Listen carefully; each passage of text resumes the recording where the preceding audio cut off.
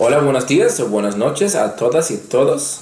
Soy Martín, su vicejefe de adjudicación, y he vuelto para hablar sobre un tema muy importante para la adjudicación, tanto para equipos como para jueces.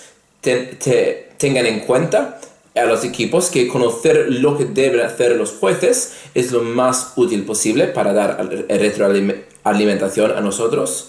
Y es cómo dar una devolución oral, o sea, cómo justificar y presentar los resultados a los equipos después del debate. Este taller va a tener una estructura bastante diferente que lo demás. Va a ser bastante breve, pero el núcleo de este taller no es el parte donde hablo yo, sino son tres mini vídeos y hay links para ellos en la descripción ahí abajo. Y son devoluciones orales de tres jueces muy buenas. Lo único que voy a hacer en este taller es explicar algunas de las cosas para dar unas pistas de lo que se tiene que observar en sus devoluciones. Pero lo más importante es ver las devoluciones y aprender todo lo que pueda para poder seguir su fórmula, su método para dar la devolución. Eso es la manera estandarizada de hacerlo y queremos que todo el mundo lo haga de la misma manera y según lo que lo he explicado en el taller. Antes de hacer esto, voy a presentar los talleristas, nuestros jueces principales y los debates que están juzgando. Primero tenemos a Olivia Sundberg Díez, que es la jefa de adjudicación del Campeonato Europeo de Debate Universitario y también era la vicejefa de adjudicación del Campeonato Europeo del año pasado y además es la jefa de adjudicación de Prezemude en Santiago, entonces todo el mundo va a tener la oportunidad de conocerle y muchísimo más. Va a juzgar el debate de Todi 2016. Después tenemos a Guillermo Serrano, que es el vicecampeón de CEMU de Córdoba, pero también que ha sido el juez principal de casi miles, bueno, muchísimos finales en torneos de toda España y también en otros países. Y que era el juez principal tanto del final como el semifinal del torneo de Escuela de Finanzas en Orense, y entonces va a repetir su adjudicación de una de las semifinales de este torneo. Y la tercera devolución va a ser de Antonio Fabregat, que es el campeón de español, de inglés como segunda lengua del Campeonato Mundial de la Ciudad de México y también el campeón del CEMUDE.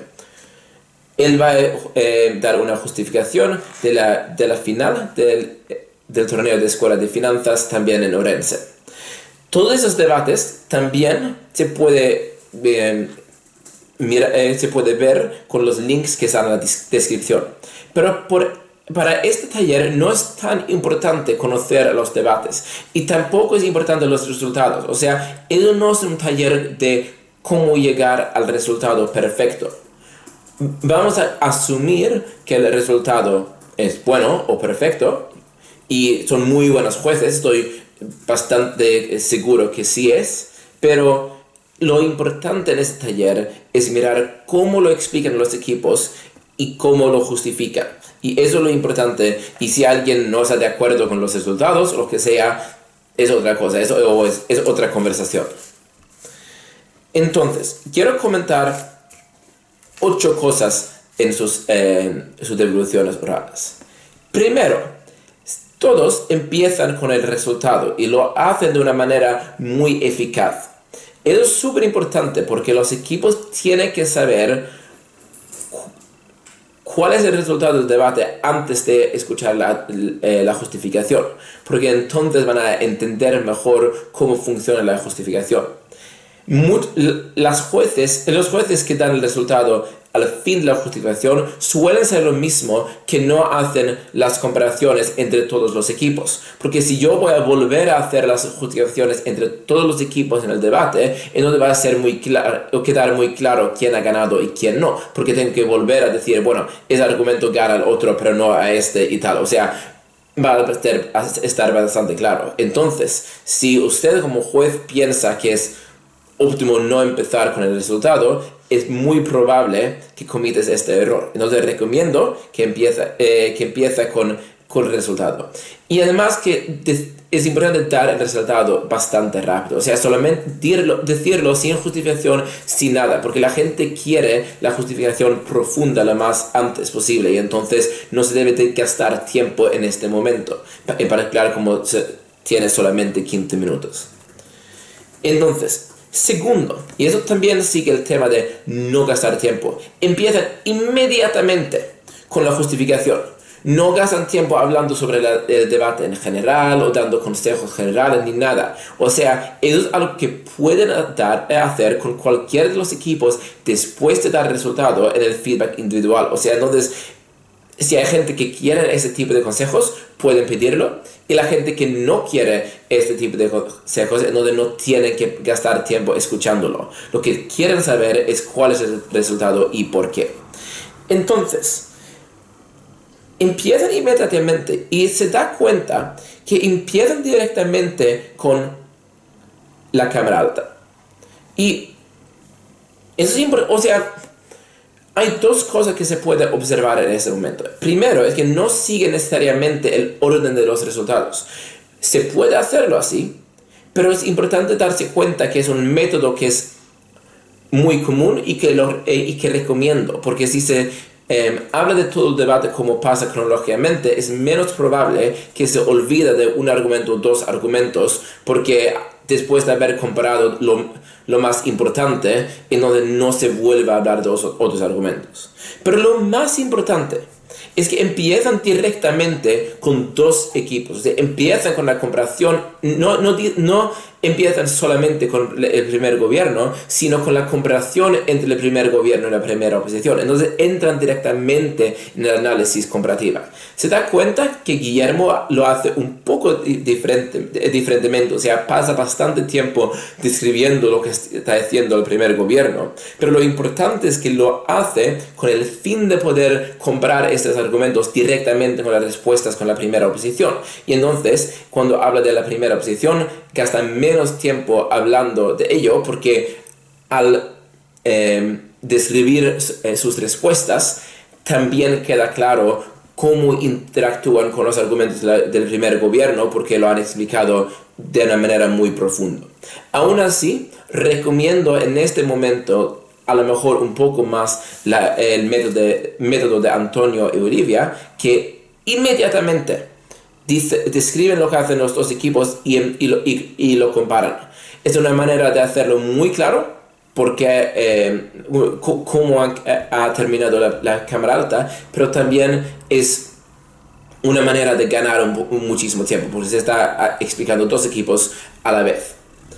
Entonces, la tercera cosa que hacen, y eso también es algo que lo hacen muy muy bien, y es empiezan describiendo los argumentos y evaluándolos inmediatamente. Y eso es algo que se tiene que... O sea, hay dos extremos que se quiere evitar en este momento. Por un lado, hay jueces que no describen los argumentos, sino solamente dan como las conclusiones de los argumentos o como el título de los argumentos, o dicen que un equipo hace algo en general. Lo que nuestros jueces hacen muy muy bien es que describen cada uno de los argumentos y también dan comentarios de más o menos cómo eran interpretados. Entonces comunican a los equipos que no han malentendido sus argumentos, que sí han entendido los argumentos y señalan por qué lo han interpretado de cierta manera. ¿Okay? O sea, cómo de probables son, cuáles son los más importantes, y lo justifican usando los argumentos y las palabras de los equipos. O sea, no hacen ninguna referencia a autoridades fuera del debate. No dicen, bueno, había este argumento y he leído un artículo en The Economist que dice algo al contrario, sino dice, bueno, porque vosotros has dicho que eso es importante, entonces pensamos que el primer argumento es más importante que el segundo argumento. Este tipo de cosas, y siempre con muchísima especificidad.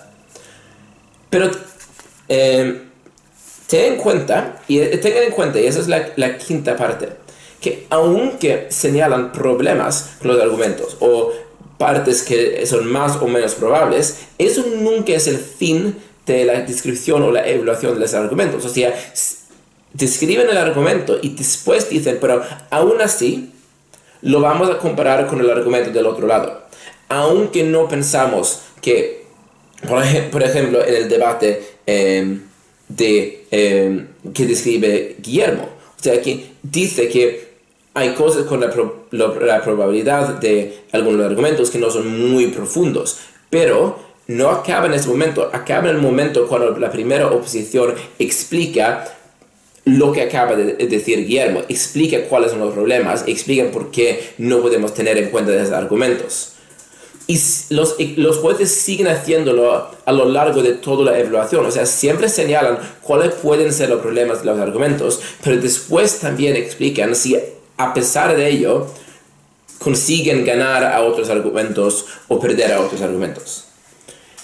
La otra cosa que hacen es que comparan los argumentos según los temas que tienen o los puntos de choques con los cuales interactúan. Por ejemplo, al comparar la Cámara Alta en el debate de Bolivia, por ejemplo, es importante pensar en, bueno, quién está ayudando a los refugiados. O sea, eso es un punto de choque, no es un argumento por sí, no es algo que pertenece solamente al primer gobierno, primera oposición, sino es algo que comparten los dos equipos y entonces usa eso como un filtro para comparar, como para evaluar esos argumentos. Bueno, ¿qué hacen después? Después de haber justificado que han ganado la Cámara Alta, añadan un equipo y siguen comparándolo. O sea, no dicen Cámara Alta y después Cámara Baja, sino añaden el segundo equipo de gobierno. Eso es muy importante porque nos debe confundir esta devolución con demasiada información a la vez. Entonces, ahora sabemos lo que ha pasado en la Cámara Alta porque ha quedado muy claro. Antes han descrito todos los argumentos y están evaluados y sabemos cuáles son los argumentos con más o menos éxito en la Cámara Alta.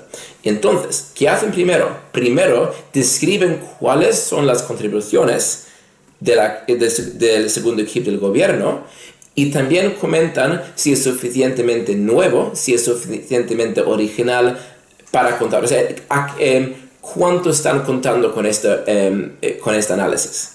Después hacen una comparación, y eso es para hacer una comparación con el primer equipo del gobierno.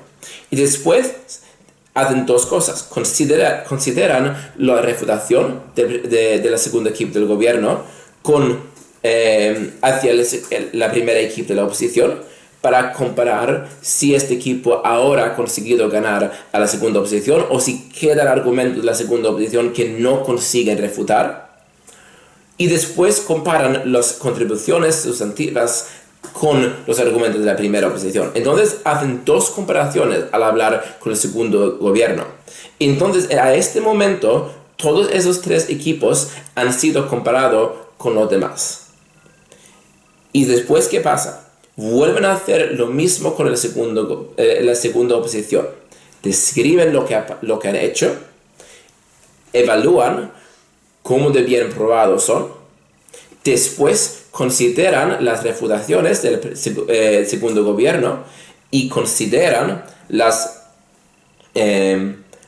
respuestas entre los dos equipos y explican de una manera muy parecida a como han explicado en la Cámara Alta quién ha ganado en la Cámara Baja del debate. Después hacen lo mismo con el primer gobierno, o sea, vuelven al primer gobierno, aunque han hablado del primer gobierno 3 veces en esa devolución, hacen referencia a lo que ha dicho el primer gobierno y vuelven a hacer esta comparación. Y hay algunos de estos debates en la cual el primer gobierno acaba en tercero o cuartos y la segunda posición es primero o segundo, pero aún así, aunque hay una diferencia muy grande entre ellos, dan explicaciones y razones que solamente tienen que ver con estos dos equipos para justificar esa distinción. Y lo importante es que nunca dicen nada como, bueno, como pierden, como la segunda oposición pierde en la comparación con el segundo gobierno y el primer gobierno ha ganado al segundo gobierno, entonces gana el primer gobierno a la segunda oposición. O sea, ellos en vez de hacerlo, hacen una comparación como si el segundo gobierno no existiera. Y después en algún momento también hacen una comparación con la Cámara Alta. Y es importante cuando están comparando con la Cámara Alta, no solamente tienen en cuenta si los argumentos son nuevos o no, sino en particular hacen comparaciones de si son más importantes y en particular si los equipos han probado que sus argumentos son más importantes.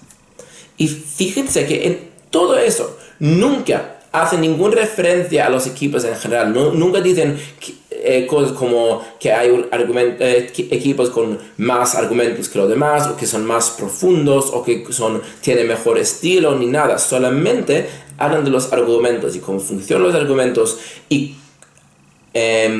cómo de persuasivos han sido esos argumentos. Séptimo, lo que hacen también es que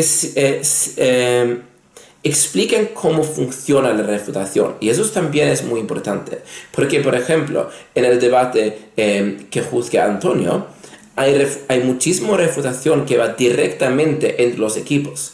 Pero Antonio no solamente dice que esta refutación existe y entonces gana a los argumentos que quieren refutar, sino hace un análisis de cuáles son las partes de los argumentos que han refutado y cuáles son las partes que no han refutado. Eso, por ejemplo, también es una diferenciación que hace en la Cámara Alta cuando está explicando por qué hay partes de los argumentos del primer gobierno que son necesarios para comprar o para aceptar los argumentos de los otros argumentos que tienen. Y entonces, cuando explica que la refutación de los dos equipos de la oposición tiene éxito, ganan a esta parte de los argumentos, que las otras partes caen.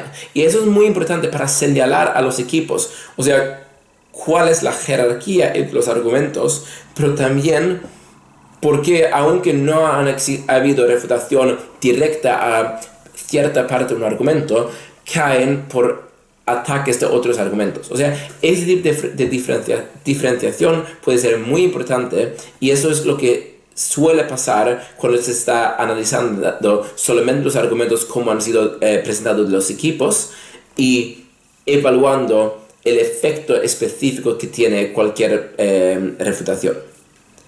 Y por fin, los tres jueces, y eso es algo que se puede observar a lo largo de su adjudicación, de su devolución, son muy pedagógicos. O sea, y eso es muy importante por dos razones. Primero, como juez principal, usted es la cara del torneo hacia los debatientes. O sea, su experiencia va a depender muchísimo de cómo sean tratados en la devolución oral. Pero también, o sea, eso ayuda en la comprensión de por qué el resultado ha acabado de cierta manera. Porque si yo pierdo un debate, o sea, si mi equipo acaba cuarto en un debate, entonces no estoy muy dispuesto a aceptar la justificación que da el juez. Si el juez también es muy dismisivo, o si no, o habla de mis argumentos de la peor manera posible, o como un hombre de paja, pues entonces es muy probable que voy a concluir que, bueno, el juez no ha comprendido mi argumento. Y entonces es por eso que he pedido el debate. No voy a desarrollar como debatiente y también voy a dar muy mal feedback a este juez.